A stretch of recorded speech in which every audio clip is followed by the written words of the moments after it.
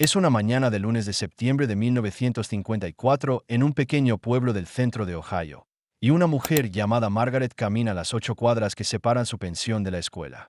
Tiene 24 años, está en su segundo año como maestra en la escuela de ladrillo del pueblo, que va de kinder a octavo grado, y el contrato que firmó en agosto está dentro de una carpeta sobre la mesa de su cocina. El dueño de la ferretería le hace un gesto desde la puerta de su negocio. 3 niños de su clase de cuarto grado pasan corriendo junto a ella con los libros bajo el brazo. Para cuando Margaret llega a los escalones de la escuela, más de 30 personas del pueblo ya la han visto pasar. Al final del día, todas sabrán a qué hora llegó, a quién saludó con la cabeza y de qué color era el vestido que llevaba.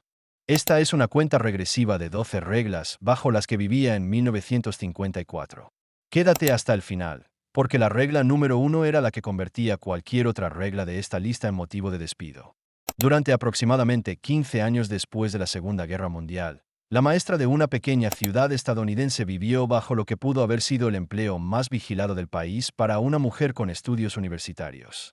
El contrato era solo la parte visible. El verdadero libro de reglas era la junta escolar, el superintendente, la iglesia y los padres en la acera. Comencemos con la regla que podía terminar una carrera en un día específico. Número 12. El embarazo era el final.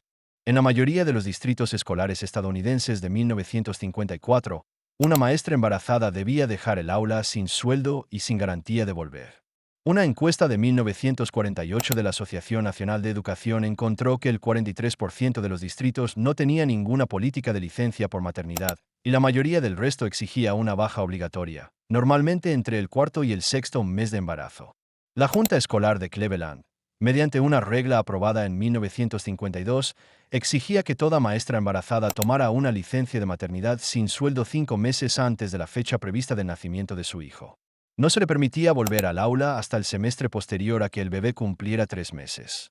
Los defensores de la regla, durante la audiencia de 1952, dijeron que era para evitarle a la maestra las miradas y risas de sus alumnos. La Corte Suprema no anularía reglas como la de Cleveland hasta 1974.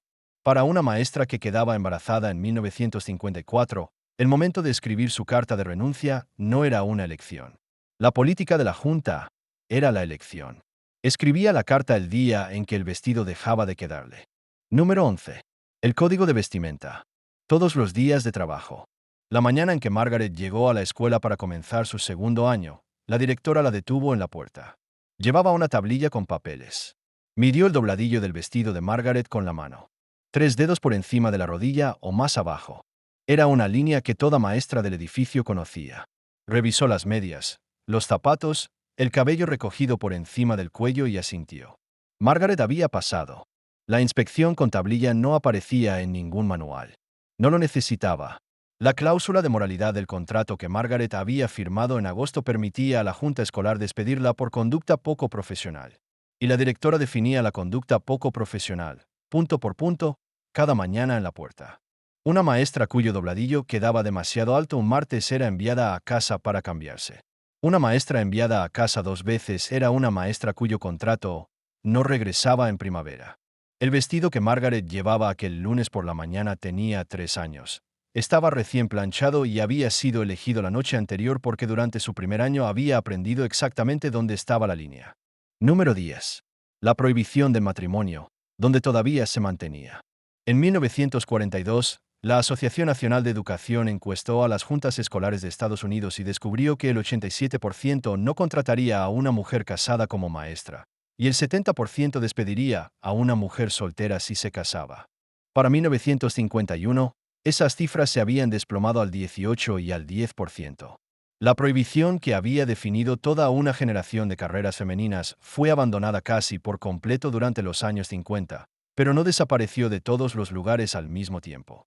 Northampton, Massachusetts, no nombró a mujeres casadas como maestras permanentes hasta un referéndum municipal en noviembre de 1951. Nueva Orleans no devolvió todos los privilegios a las maestras casadas hasta julio de 1950. En las zonas rurales de Virginia Occidental, las juntas de condado conservaron esa práctica hasta principios de la década de 1960.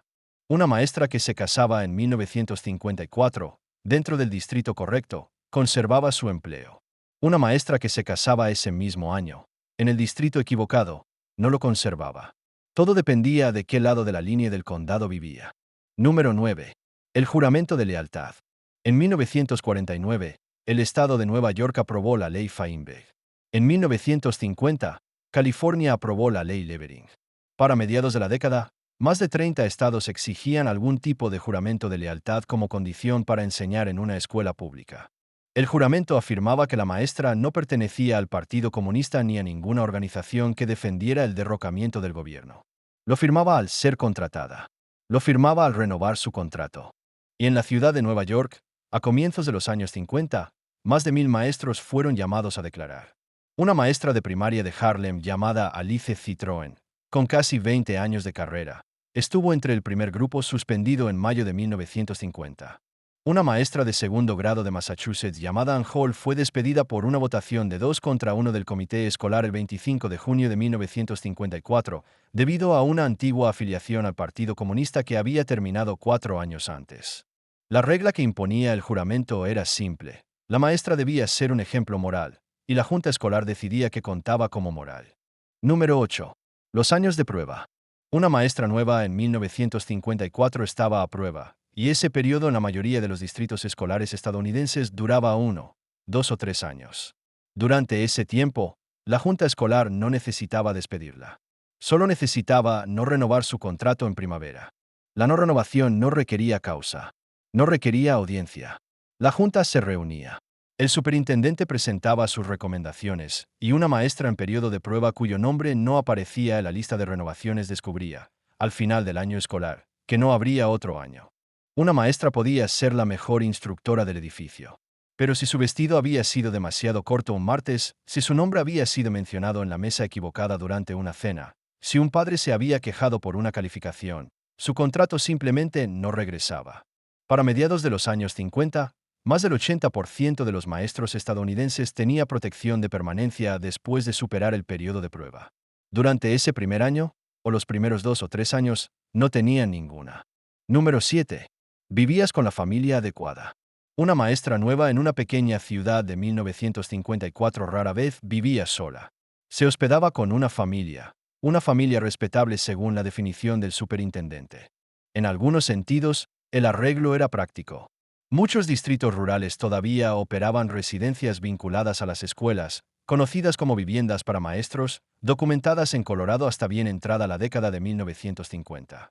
Pero el arreglo también servía para vigilarla. La familia con la que se hospedaba sabía a qué hora llegaba a casa. Sabía quién la acompañaba hasta la puerta. Veía las cartas que recibía. Y si la familia desaprobaba algo, tenía línea directa con la junta escolar, porque asistía a la misma iglesia que la esposa del superintendente. La familia con la que Margaret se hospedaba en 1954 era una pareja de ancianos que vivía a 2 cuadras de la escuela. El esposo había sido diácono metodista durante 40 años. No le decían mucho a Margaret sobre sus idas y venidas. No necesitaban hacerlo. Ya vamos a la mitad de la lista. Las primeras 6 reglas eran el aparato que el pueblo había construido a su alrededor. Las que siguen son las reglas que el pueblo hacía cumplir con sus propios ojos todos los días. Número 6. La visita de cortesía a la esposa del superintendente. Se esperaba que una maestra nueva en una pequeña ciudad de 1954 visitara a la esposa del superintendente durante el primer mes del año escolar. La visita no aparecía en ningún manual. Era una costumbre impuesta socialmente y se tomaba nota de la maestra que no la hacía. La visita duraba media hora. Se servía té. La conversación cubría la familia de la maestra, su afiliación religiosa y sus planes para el año. La esposa del superintendente era, en la mayoría de los pueblos pequeños, el segundo centro de poder del distrito. Se le consultaba informalmente sobre contrataciones, renovaciones y sobre qué clase de escuela dominical se esperaba que ayudara a dirigir la nueva maestra joven. Margaret había hecho la visita a finales de septiembre de su primer año, con su mejor vestido y un pequeño regalo de conservas preparado por la familia con la que se hospedaba. Había pasado. Le habían dicho amablemente a qué iglesia asistía la familia del superintendente. Número 5. No beber, no fumar, no bailar ni jugar cartas en público. Cada una de estas cosas había sido incluida en contratos reales de maestros durante los años 20. El sociólogo Willard Waller reprodujo uno en su libro de 1932, en el que la maestra aceptaba abstenerse de todo baile, vestimenta inmodesta y cualquier otra conducta impropia de una maestra y una dama. Para los años 50, el lenguaje explícito de esos contratos había desaparecido en gran medida. Las expectativas no. Una maestra que fumaba, por lo general, lo hacía en casa, con las cortinas cerradas. Una maestra vista entrando a una taberna era una maestra cuyo nombre aparecía en la lista equivocada durante la siguiente reunión de la junta escolar. Una maestra que asistía a un baile lo hacía fuera del condado. Una maestra que jugaba cartas lo hacía en privado, con personas que no lo mencionarían. Las reglas no estaban escritas. No necesitaban estarlo. Número 4. La expectativa del domingo por la mañana. La maestra de una pequeña ciudad estadounidense en 1954 iba a la iglesia los domingos. La expectativa no estaba en su contrato. Estaba en el pueblo. Estaba en los padres que observaban los bancos. Estaba en el superintendente que asistía al mismo servicio. Estaba en el coro al que se esperaba que considerara unirse y en la clase de escuela dominical que se esperaba que considerara enseñar. Una maestra de una fe distinta a la mayoritaria podía asistir a su propia congregación, y la mayoría lo hacía. Una maestra sin ninguna fe era una figura menos común, y por lo general asistía de todos modos a algún servicio visible. La regla que imponía la asistencia a la iglesia no era religiosa. Era la regla de que la vida de la maestra el domingo era tan observable como su vida el lunes. Número 3. El aula misma. El aula a la que Margaret entraba cada mañana tenía sus propias reglas escritas y no escritas. La bandera en la esquina. El juramento de lealtad al inicio de cada día. La letra cursiva en el pizarrón, escrita con el cuidadoso método Palmer de la maestra, que los niños debían copiar línea por línea. El olor a tiza y cera para pisos. Los pupitres de madera y hierro atornillados al suelo en filas. El cardigan que Margaret mantenía sobre el respaldo de su silla durante las mañanas frías. El almuerzo que preparaba en la pensión y comía en su escritorio mientras los niños comían en los suyos. El automóvil que los maestros varones mayores estacionaban cada día en el mismo lugar del estacionamiento, mientras Margaret caminaba. El aula era suya de las 8 de la mañana a las 4 de la tarde. Los estándares con los que era inspeccionada, pizarrón limpio, pupitres ordenados, niños silenciosos, las imágenes adecuadas en las paredes, no estaban escritos en ninguna parte. Eran lo que la directora veía cuando cruzaba la puerta. Número 2. La cláusula de moralidad. El contrato que Margaret firmó en agosto de 1954 contenía una cláusula que permitía a la junta escolar despedirla por conducta inmoral, conducta poco profesional o actos que implicaran bajeza moral. La cláusula no definía qué era una conducta inmoral. No necesitaba hacerlo. La junta escolar la definía caso por caso, a medida que surgían los casos. El juez Gus Solomon describiría el problema en una sola frase durante un caso de Oregón en 1973. La inmoralidad significa cosas diferentes para personas diferentes. En 1954, las personas cuya definición importaba eran los 7 hombres de la junta escolar, el superintendente, la esposa del superintendente y los padres de los niños a quienes Margaret enseñaba. La cláusula de moralidad era la puerta legal por la que entraban todas las reglas no escritas. La bebida, el baile, el vestido, la mañana del domingo, el hombre con quien algún día pudieran verla. Cualquiera de esas cosas podía ser conducta inmoral si la junta así lo decía. Y eso nos lleva al número 1. Lo extraño del número 1 es que, para 1954, ya no estaba escrito en ninguna parte. Era la suposición detrás de todas las demás reglas de esta lista. Número 1. La maestra ocupaba el lugar de los padres las 24 horas del día. La doctrina legal tenía un nombre en latín, in loco parentis, en el lugar de los padres.